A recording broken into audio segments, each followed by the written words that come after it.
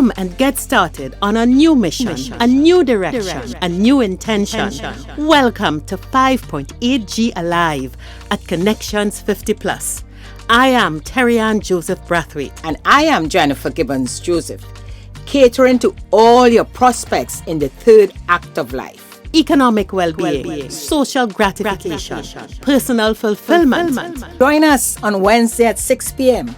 on Connections 50 Plus Facebook page, YouTube channel, and on Gael the Caribbean.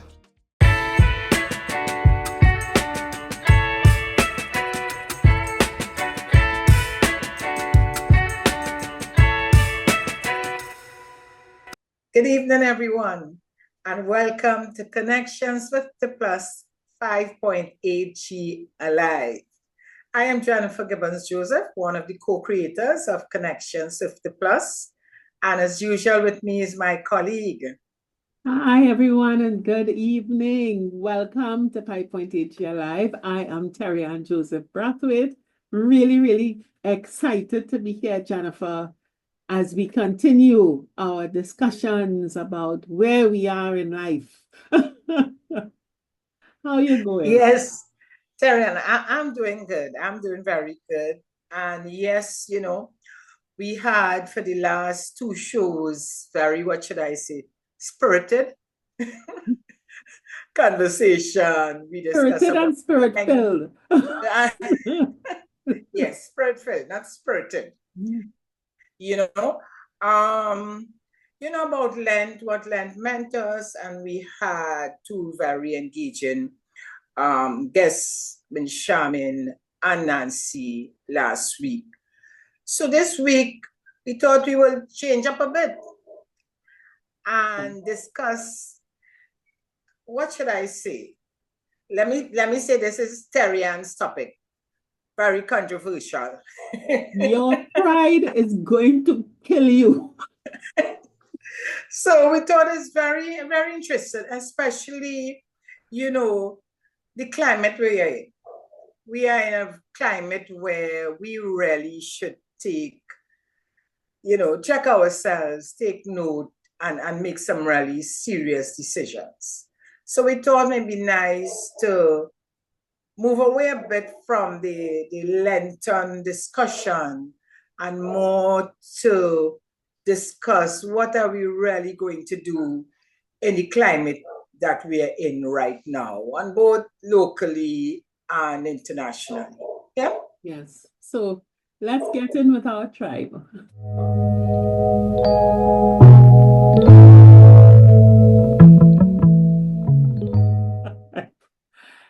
Jennifer, if I may say, although we are coming away from the spirituality of Lent, I don't think this discussion, your pride will kill you, moves out of it.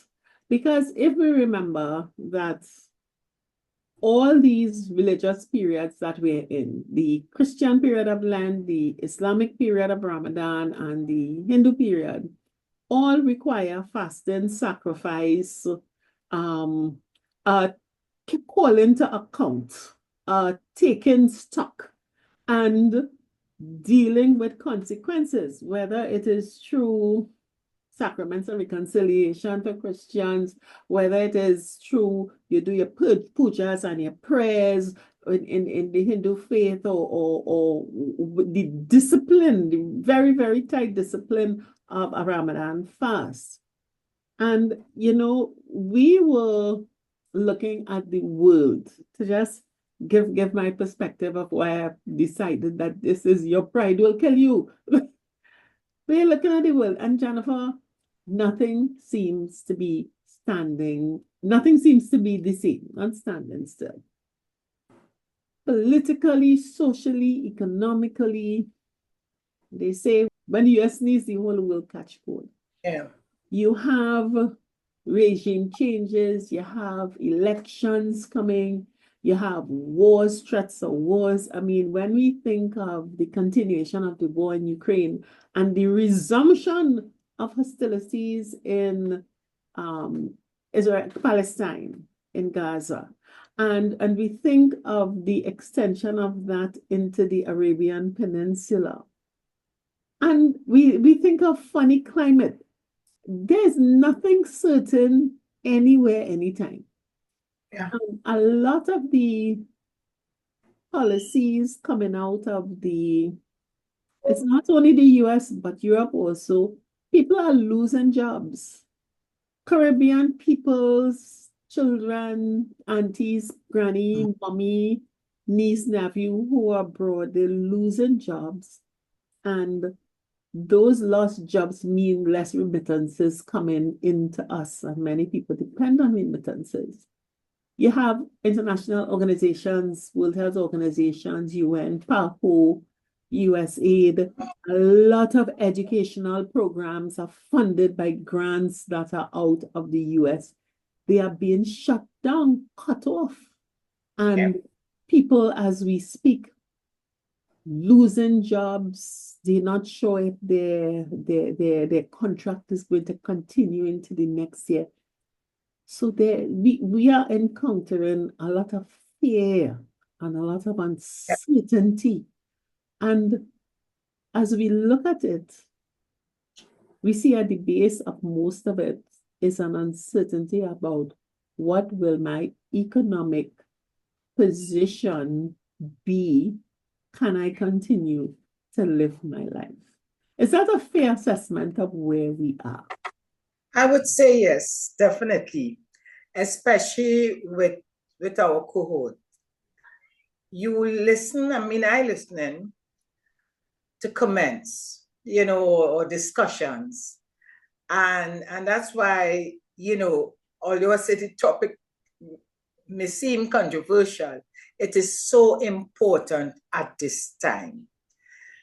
Because, and you mentioned it, what happens overseas, especially in the US, affecting us in so many ways and has already reached the Caribbean. And we know that. So we hear about the threats. Today you hear about it might be possibility that you may not get a visa for the countries who negotiating with Venezuela, etc., etc. So it is home. It has hit home, right? And that, because of that, many of us are very concerned. And you mentioned it again, we too in Trinidad and Tobago, this is election time for us. And whichever party wins, whatever, there are going to be changes. There are going to be drastic changes. Not even the political parties, the head, whoever, the representative, they and all don't know. They could only assume. And these days, you have no gurus. There are no gurus again, because the decisions are coming fast and furious, So because of that, yes, people, maybe quite rightfully so, starting to panic. And we have to be careful, and I like this topic. We have to be so careful how we decide to address it, to deal with it for our own wellness, our own mental health, our own survival. And it calls for, and I'm using the word strategy, but very godly here. We had no role model of this. There is nothing, no roadmap for us to say, hey, this happened 10 years ago and they did X and this person did X and whoever was responsible. No. So we have to look at our situation and make a decision. And that, Terrian, any decision making is not an easy one. I want to say, perhaps not. Perhaps it is not completely true that we've not had role models. where life as you knew it changed. We didn't have it, but our parents and grandparents lived through something called probably World War I and World War II. And they also lived through something called colonial rule, where non-white persons, not of the owner planter class, were as good as nobody and nothing.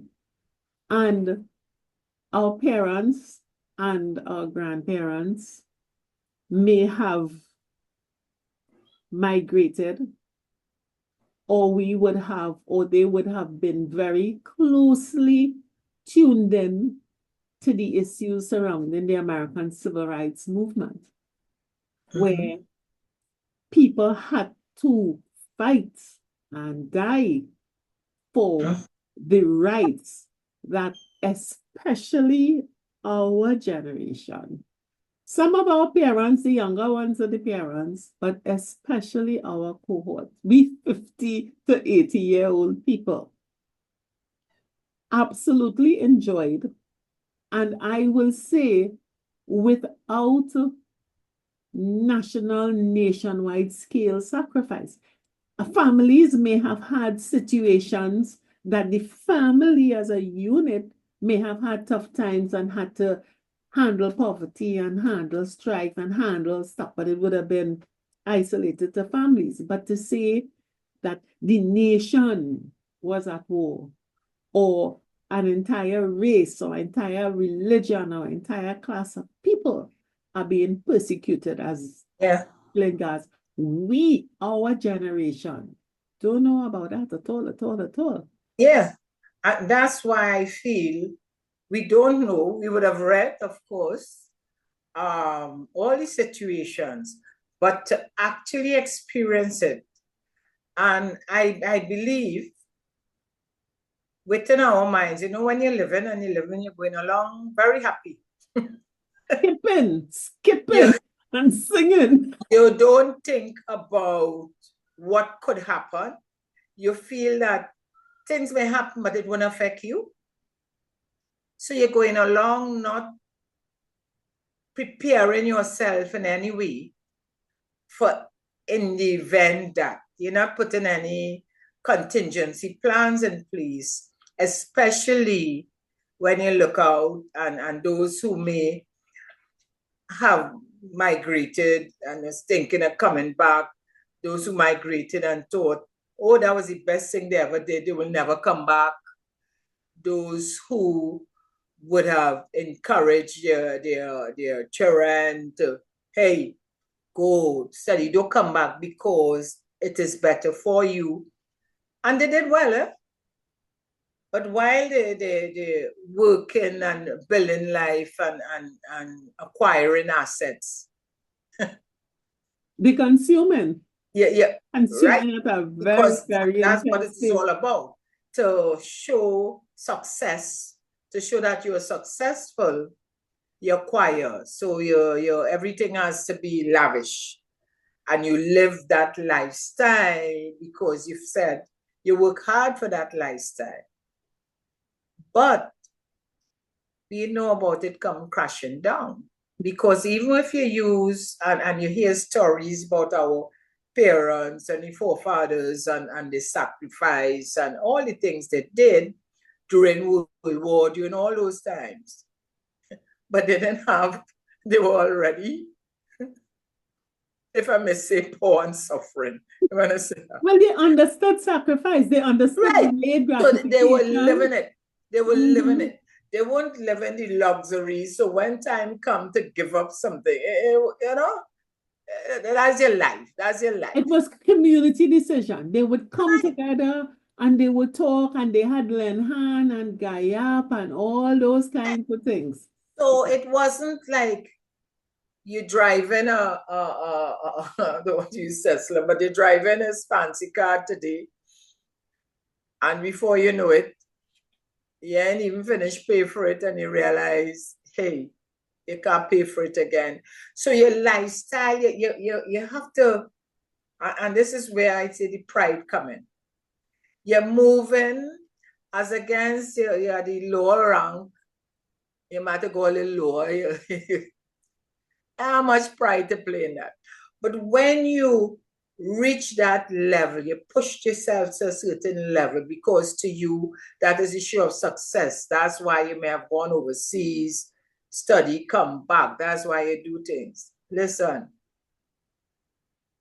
given, not forcing, you're being forced without you like you're getting demoted without doing anything. And when we say demoted, not just in the job market, but lifestyle. So like you're moving from a high grade to a low grade. Terry-Ann, most of us, we ain't prepared for that yet. And that is where I want to take a pause. And this is where Jennifer and I in this discussion take different roads. Yeah. And I ask the question, why are we not prepared? Is it that we're not prepared? Or is it that we're not prepared because we could not prepare? Let me answer that question. We could not prepare. Or is it that we chose to put on blinkers and we chose to not use the wisdom of the ages in terms of understanding that we have to be more conservative? Life is going to change, it's going to be different. I'll take the example of this program. What caused us to say we're doing Connections 50 Plus, looking at the 3 stages of life. We talk about the first stage. You're under, say, 25, say under 30. Yeah, baby. You're now starting, you're dependent on parents, you're dependent on teachers, and you now start working and you find yourself. Say 25 to 30, going on to about 45, 40 or so. Yeah. You begin to understand what you are really, say 30, 40, what you can do. You sharpen your skills. And because most of us grew in a period of boom, so boom accompanied by all the benefits of egalitarian life and democracy and opportunities, because we were better educated, we became professionals, we got jobs and all kinds of things like that. And going into our 40s and 50s, we really shaped the world. We were on top. We were doing all kinds of things. And that's the second act. But for most of us, we were doing service on behalf of another. We did not create our own empires. Very few of us are successful, large entrepreneurs. Very, very few of our cohort are successful, large entrepreneurs who can see, and I consider an entrepreneur here to be anyone generating their own income, not receiving a salary. So doctors, lawyers who have their own practice, not employed in a corporation and stuff. If you're receiving a salary every month, you're in that. So not many of us had the experience of the fire of making it happen ourselves. We had the grind of the work and the responsibility of the post and the position. We had to do the job, but the pay was guaranteed. That money went in the bank every single month. So, and unless you were a commission sales rep, where and Jennifer, you know that story.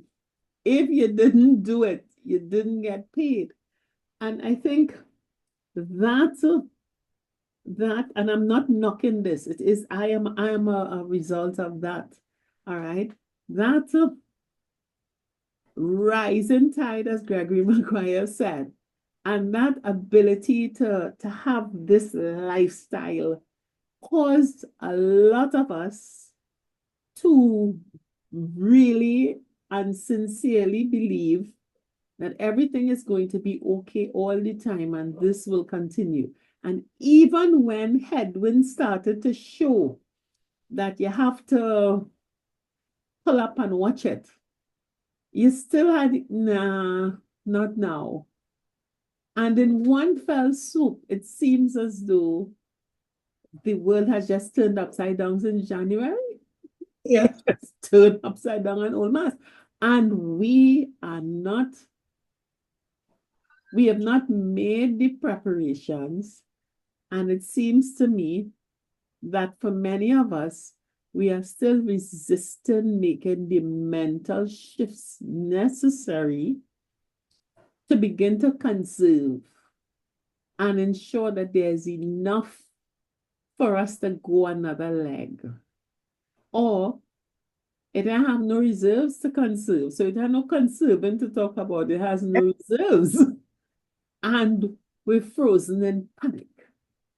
And it is not that, as we often say here on Connections 50 Plus, that we have no skills and no capabilities. But I think for many of us, although we see the need to act differently, act in the best interest of our resources and our family, many of us, is, as they say, it's a kind of step down. And it's a step down many of us are not necessarily willing to take. And that is why that I say it will kill you. Yeah, Terry Ann. And again, we always talk about our cohort. Our cohort, our parents wanted all of us to be better, live a better quality life than they had. Yeah. Wherever they were at the time, they wanted better for their children. So you allow with education, etc. And better, we were taught, better mean, obviously, you owning your own house, you have your car, your children. House, car, and university educated children. House, car, and university educated children. So we knew that. And we worked hard to achieve that. Whatever, different levels, but we worked hard to achieve that. And we pushed our children. We kept that same model. All right? So we push our children so they have to do even better in every way. Okay. But this time, and we proud, we did well. We did well. We reached 60 or 70, we retired, and we say, yes, things going good. But we realize now that even prior to this, what appears to be turmoil happening all throughout, even prior to that, many of us, and we said it, and we always say it in our show, after that 5 years, they say honeymoon period. So you're 60, let's use the average age that the professional, the civil servant, and the average age in Trinidad for retirement, Trinidad and Tobago, age 60.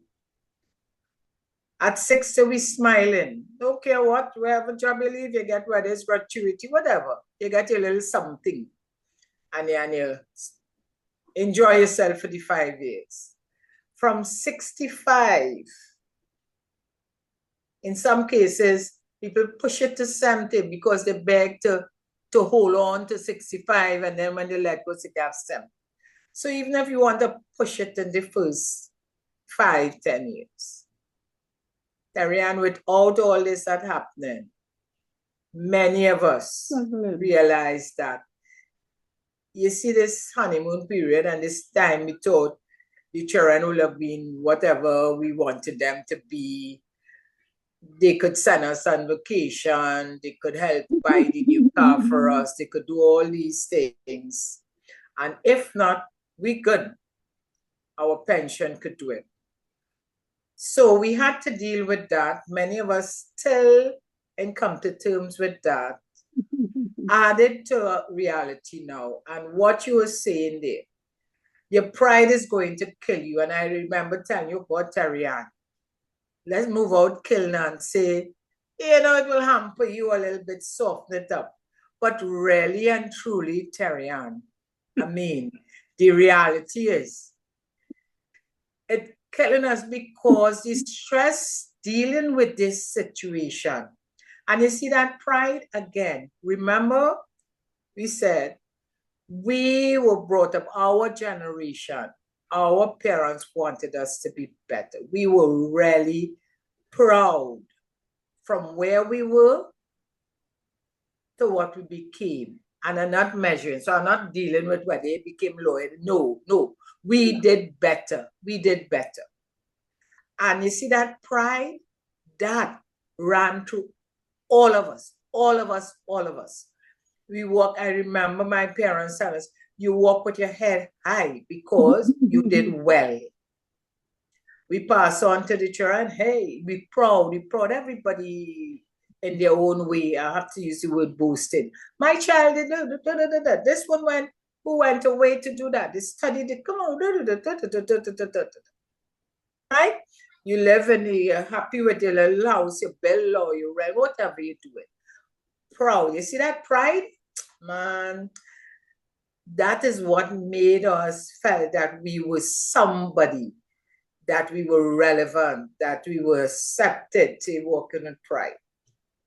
Now, listen to me.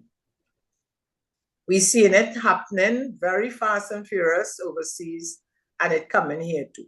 Whether you were your house could have been the largest house, you could have had the biggest contract, you could all these things. You're living larger, you're living large. And within one day, the safe, as we said, we used to encourage people like, oh, you have a safe job, the safe government job. Not about safe, you can't get safer than that. Working, I remember my cousin, you're working for the city, you're working for this. Even Trinidad, you have a good government job with pension. Could you imagine? We have already left that. But because of the fallout of all these things, our children who had the good jobs, who we were hoping to help us, all that fall apart. We have already seen how our little savings dwindling. All of us who would have, oh, you're going on vacation, you're doing this, you're doing that, you have to, shake up. Pride will really, Terry, and I agree with you, if we don't come to terms and say, hey, you see this? Let's take, no. Take some responsibility. Let's be real. I have to make some serious decisions. Other than that, I can drop down with stress. Right? And we had certain pointers in terms of saying, well, let's look at the areas that are directly affecting the way you live now. And we know deep down, some of us know, Terry-Ann, that if we continue a certain way, we don't have long again, Jennifer, I will ask us one question.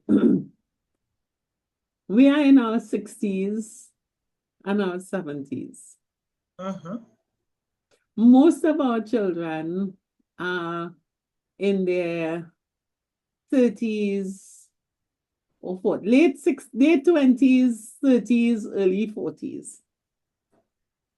When we were in our late 20s, 30s, early 40s, what percentage of our cohort were dependent on their parents? And the other question is, what percentage of our children are still dependent on us?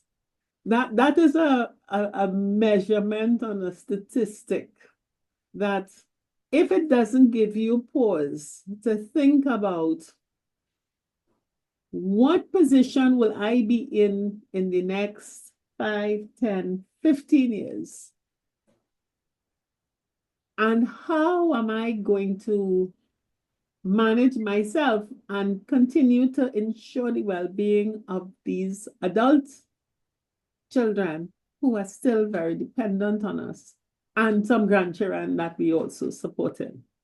That's one reality that I think is inside and eaten, but we don't overtly come out and discuss because, and I'm going to use language that may appear hurtful to some, it represents what people, I think, very incorrectly call a failing. Very, very incorrectly call a failing. And it is because we have been tuned to measure success by material things, job and car and house and stuff like that, and not looking at, we live in a different environment to the one that we lived in, and the way our children are carving their way and creating their space in the world is very different to how we did it. It's not a job, it's not an 8 to 4 job, and I sit down in a bank or a distribution company or something, and they are creatives, they're out there hustling, they are more entrepreneurial than we have ever been. And that, in our view, is something that is not as high status as the people sitting down in the air-conditioned offices doing stuff. And I think this position of our children in terms of their dependence on us, when we compare it to how our economic relationship with our parents when we were their age, is an issue that we have to switch from being one of shame and fear and secret to one where we put air on it and recognize this is a different period. And to the extent that our children are creating economic paths of their own through entrepreneurship, and yes, their future, we say it looking uncertain, but we forget we went through retrenchment and things like that.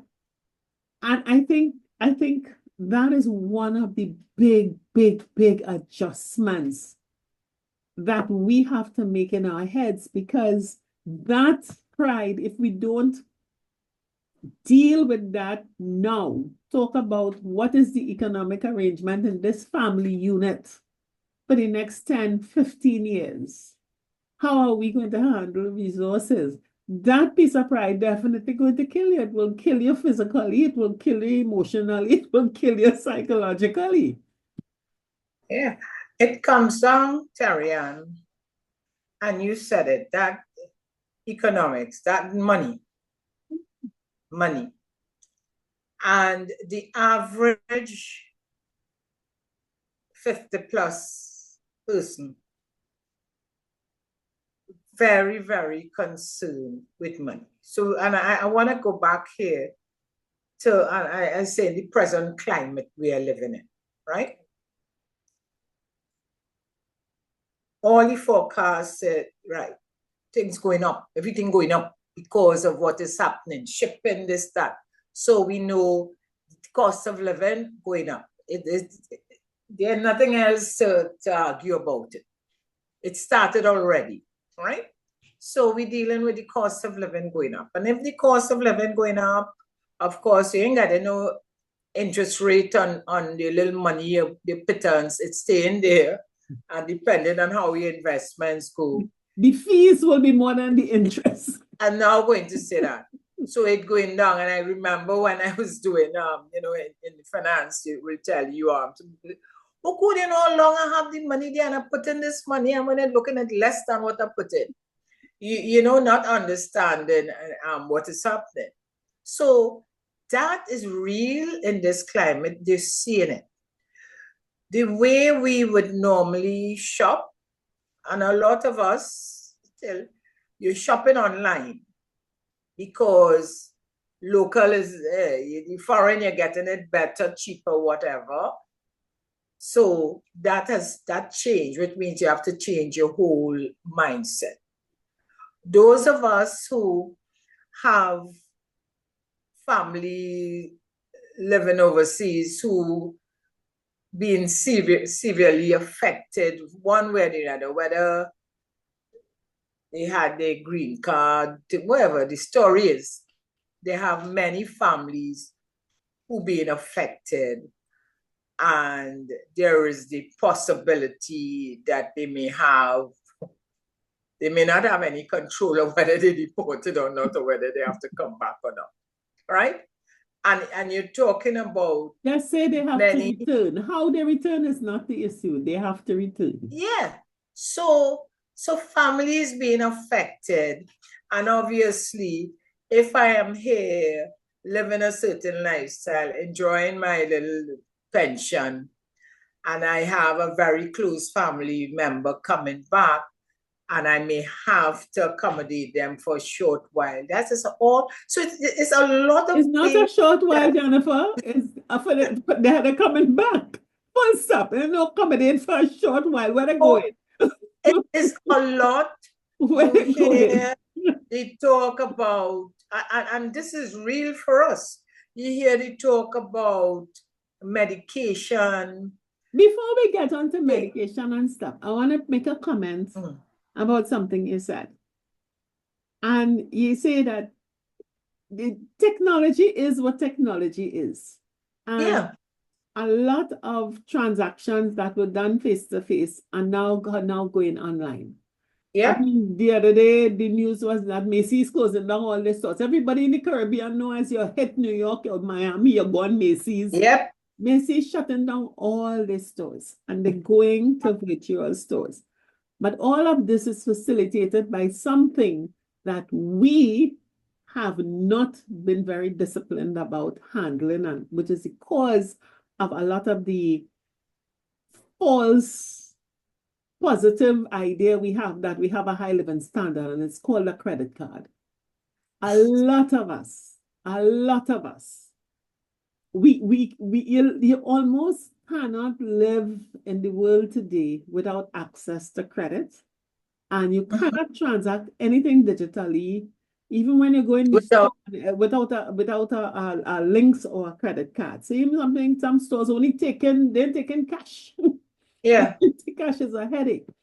But a credit card gives you the ability, again, this delayed gratification is no longer necessary.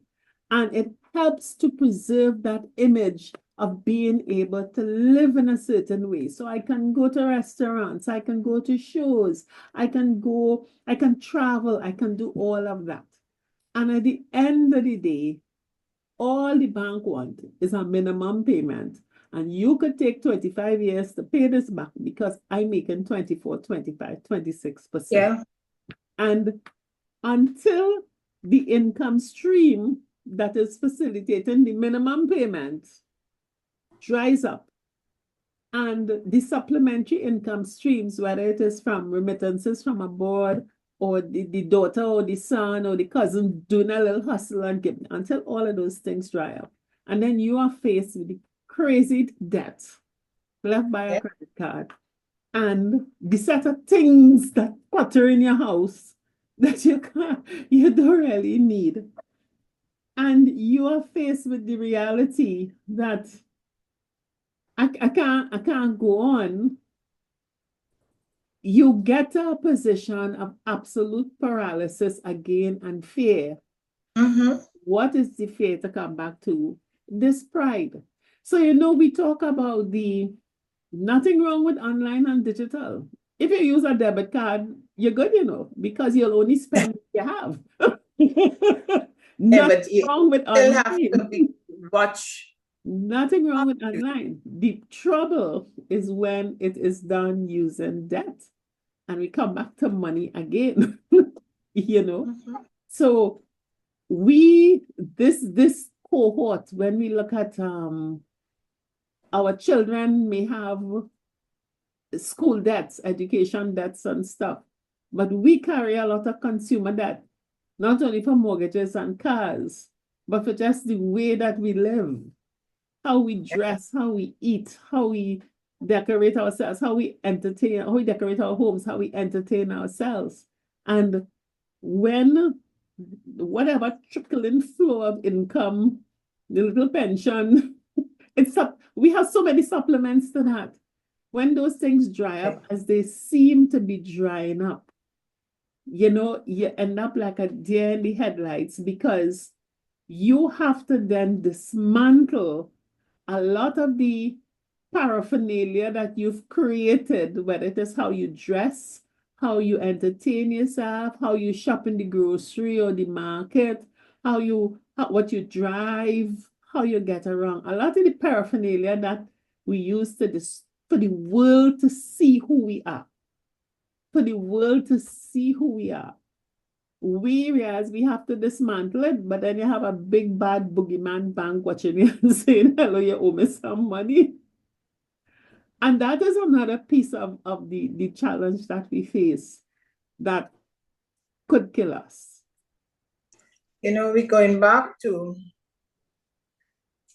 we spoke the last two shows on introspection and having faith and all that. And this time really calls for that introspection and facing reality of the situation. So by now we all know where we are, if we're being honest. No, we don't know. We ain't check it. Well, let me see. Especially now, you should try your best to understand. Let me tell you, there are actually situations, Terian, and I experienced that very recently with the death of a former client. And the family thought the home was her own, that their grandparents left it for their mother, and the mother after the mother, because everybody living there happy. And they realized the mother was there, and that was some way arrangement with somebody, and that cousin went overseas and still living overseas. But now, and this is real, with what is happening now in the States, that cousin now, never planned to come back to Trinidad and wasn't fussing, decided, hey, the children, because big people now, it's not little children, it's big people who working, that they have to find it. They don't even have the option, even if they could have, to buy. But I'm saying this is because we tend, again, pride, right? We're not saying, we living there, nobody harassing us and everybody happy. But we're not saying the house don't belong to us in situations like that. Or it could be other type of assets, things that we thought were the assets that is really not owned by the person. Mm-hmm. So yeah, many of us living a lie, if I may say it like that. And I'm saying, let me go back to add, this period is really two things. It's a period, and you mentioned very early, of Lent, Ramadan, etc. But it's a period with internationally, locally, a lot going on. I found was when I saw, read that the Canadian election is same day at Trinidad, I said, I mean, seriously? Yeah, we're ranking with the big countries. It's real, it's happening to us. So this is no time for us to believe it's not going to happen to us. So, not stick your head in a hole. Yeah, that's and the thing is, we've had programs where we've talked about these things, the ownership of assets and stuff like that. But we did a whole series. I know people who are maintaining their lifestyles with debt, credit cards, and they are maintaining a lifestyle that they've stopped being able to afford 20 years ago. And children are unaware of the That's it. crisis, and parents are unwilling because they believe that if they're dead, this death going to die with me. Whatever it is. You know, those are not good legacy habits to pass on. That's irresponsible. It's irresponsible, it's reckless, it damages your reputation and passes on to people who, and that is another way that your pride will kill you. You know, the killers Yeah. always are drop down dead and you're dead, Because which will be Sarah, good. But the I kill know is to stop being the Yeah. person that you are. You know, I keep repeating a statement that we secretive, and we secretive to extent We shame. where we lying to ourselves, we're not lying to our family members. We're not saying nothing to them, right? We're not informing them. And as you said, we are hoping that, you know what? They will find out, you know, because I lived that sort of life for so long, you know, that when I reach this age, so many years I retire, how can I come now and say, listen, you know, I really didn't have It this. was a sham. Or I didn't have that. Or, you know, that money I told you I had saved, I had to use it up for something. So, yeah, it is very difficult now to have that conversation. And especially when you lying in a bed and all these things coming up, you're scared and you prefer not to say anything. You're hoping that, oh God, look, when I'm dead, they're going to find out, you know. But you can't bring yourself to be dependent. You Jennifer, know? as we go into that, and we have 15 minutes again, it's one thing to lie down in your bed and study the money you owe, the status of the house, and all that kind of like where and where to live, and if the child and the grandchildren and the husband, everybody had to come back, and where they live is a 3-bedroom house, and where everybody going to be, and how they're going to get work, and what they're going to do. If you're lying down, and that is your headache, that is one kind of trauma. But Jennifer, there are plenty of us lying down because we can't get up, because we hide in illness. We hide in illness. And that's the thing that will kill us dead. And Taryn, we hiding because, again, we shame. We're not seeing a solution. You know, Taryn, after my surgery, and I tell you, you know, I talk on that. You know why my pressure went up? I started thinking, listen to me. I reached this stage. I need to try and working. So I don't expect nobody they can't replace a caregiver there. They can't afford not to work to take care of me. I start, you know, you always tell me I checker. I start checking my money, the savings. I have medical plan. That's why I have things in place. But let me tell you, don't care how much you have in place. You still have to work out. Okay, I'm a surviving thing. I mean, we don't know. We don't know. So if I could lie down there and I could say, no, I ain't telling them that because I don't want them know I don't have the kind of money I thought I had. I don't want them know maybe the house ain't really my own. Maybe I have a mortgage and I didn't tell them. All these sort of things. And you reach a stage and say nothing, right? But when you do that, and if it really happens to you, guess what?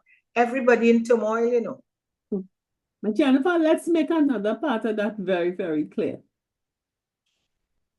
It is not always a money issue. And with you, it was not a money issue. No, but I'm just saying the thoughts. But what I want to make very clear here is the pride issue And not that that was your issue, but there's Yeah. so many of us, and the pride comes, and it is mass. You see all of you busybodies out there who helping everybody, your Florence Nightingale and Joan of Arc wrapped into one, Mother Teresa and everybody else wrapped, and everybody problem you have time to fix. But all of that is being done on top of hypertension, on top of kidney problems, on top of diabetes, on top of arthritis, on top of headaches and migraine, on top of high cholesterol and all kinds of stuff that nobody being told about. But when you lie down in the bed quiet in the night, your body telling you you're in trouble. But Yeah. you're so afraid you're not saying a single thing until and you're listening to every Nancy story about the health system, about the Yeah. public health system, and you're listening to Nancy's story about the private health system too. You ain't Yeah. going nowhere. You ain't going no doctor. You ain't going in the nursing home. You ain't going in the hospital. You're not even going to check up on yourself. Apart from you take your pressure, you take your cholesterol, and you check your sugar. All right. And you know that something is wrong and you're not dealing with it. And then on top of that, the daughter call you from abroad and say she, the husband, and the 4 children have to come back because they lost their job and they this and they that and they all these kinds of things like that. And we're Terry, not saying anything. the other thing too, some of us have money, yeah? So we're talking of those who may be a bit tight. But there are many Terran who have the money. So you get the lump, you have money put away in the bank, you have money put away. They have cash. I'm talking about cash. Put away, put away, put away. But when time comes and you really need it towards medical, you find it too expensive, right? You don't want to go to the specialist because you realize, oh, good, by the time I do this and I do all these tests and things, the specialist is $800. they're not spending that. They're not spending that to go to the specialist. Even if they decide they're not going and they're going to the hospital, some tests you still have to go and do. I remember a friend called in and asked me, John, will you get these tests done in the hospital? How you make out? And I say, you know, I have to do some privately. Oh, good, that's real money, girl. Yeah, I'm talking about those who have the money. It's there. They don't want to touch it. They need to do something in the house to make themselves comfortable. Whether it's just to change your bed, whether it's just to outfit your room for the future. They're not doing that terrain because they find, oh God, this one charging too much. Material going up. Or somebody else will enjoy it. Or they don't want somebody else in the house to enjoy it. The other thing they're not doing, they don't want the family members to know how much money they have. So nobody name going or joint or anything because they don't want them to know how much money they have. And what is funny now, and I find it's quite interesting, that now, as you say, everything online. A lot of things with the bank. They not even want to come in, right?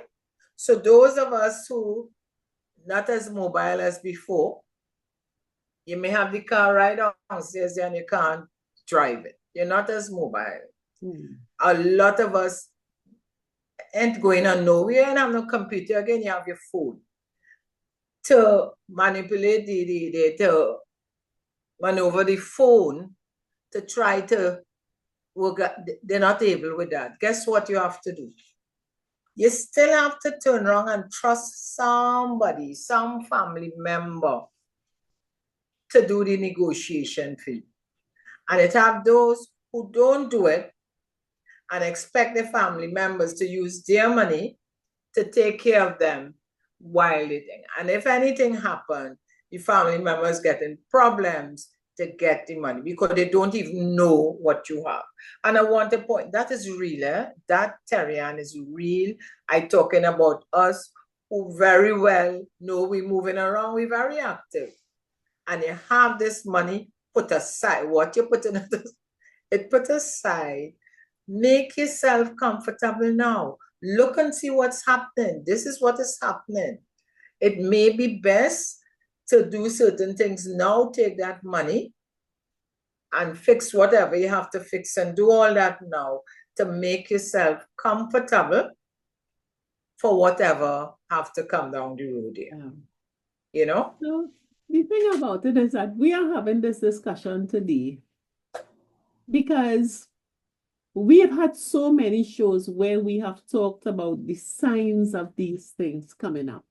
The signs, the need that we are on the third act, and it is a blank canvas. It could be a white canvas, it could be a black canvas, it could be a dark hole, it could be an empty stage. It could be whatever you choose it to be. And so many of us seem to be investing energies in staying at the threshold of that past stage and not moving forward.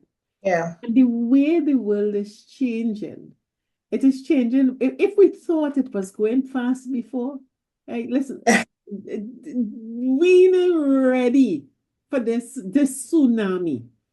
But the thing about it, I believe that the most damage will come to those who resist. Yes. The most damage will come to those who resist taking stock and taking account of, all right, where am I and what is the situation here? Who will not pull together? Last week we ended by saying we need to work in community. We need to be a tribe. We cannot live isolated, secret lives.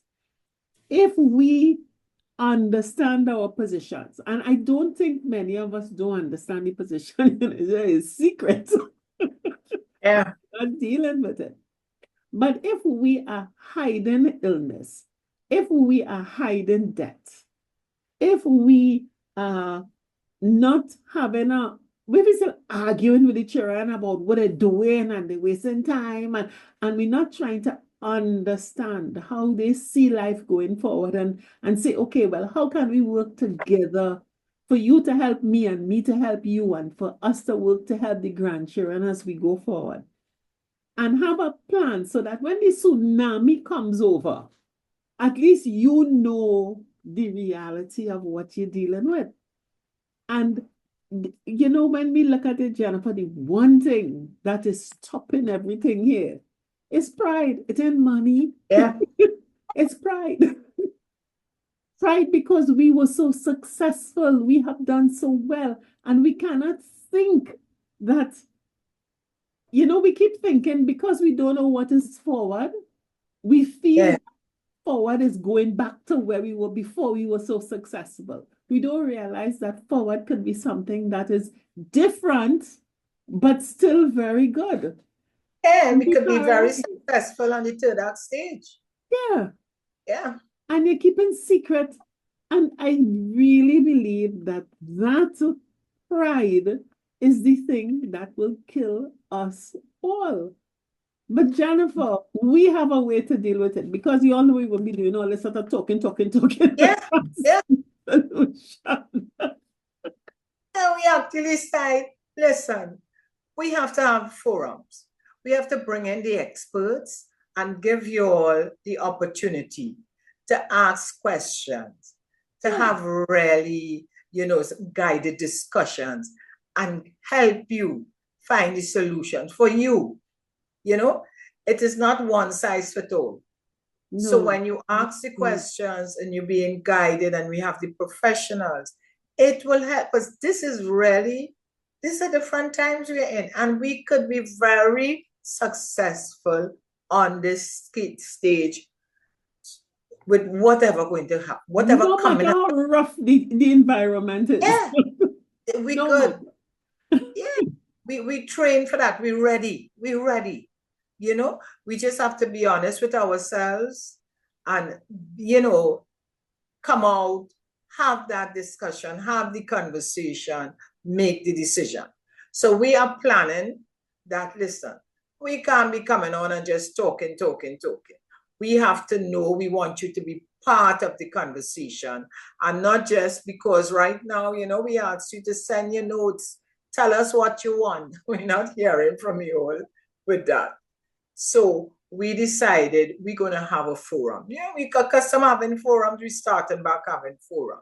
And this forum, yes, is your pride going to kill you, or you're going to do something about it? And you're going to allow the professionals to help you. So look out. We're going to be just sending you, letting you know what date we're having it. Of course, we are doing it online. We're going to be doing it on Zoom. So we'll give you much more information so you could be in the comfort of your home, you know.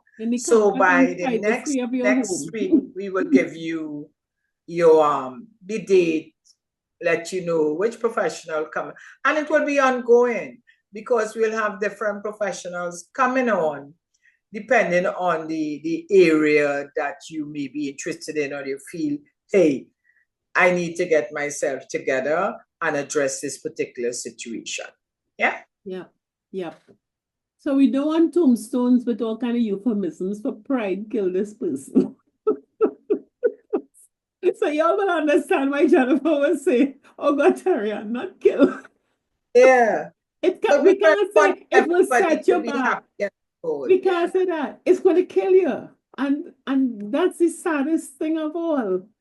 If politics and economics would, with all the work that we have done and all that we've achieved, to die from pride? No. We bring in resources and get this thing fixed. We want our stage to be a happy and successful one, huh? Definitely. Yeah. So pride will not kill us. So, and we still have a bus ride after that. So that's in May, reserve May 16th. But we're going to be dealing with this issue of pride before. So take care. Have a great week and work on that pride. Don't let it kill you. Come. Yeah. So bye. Bye.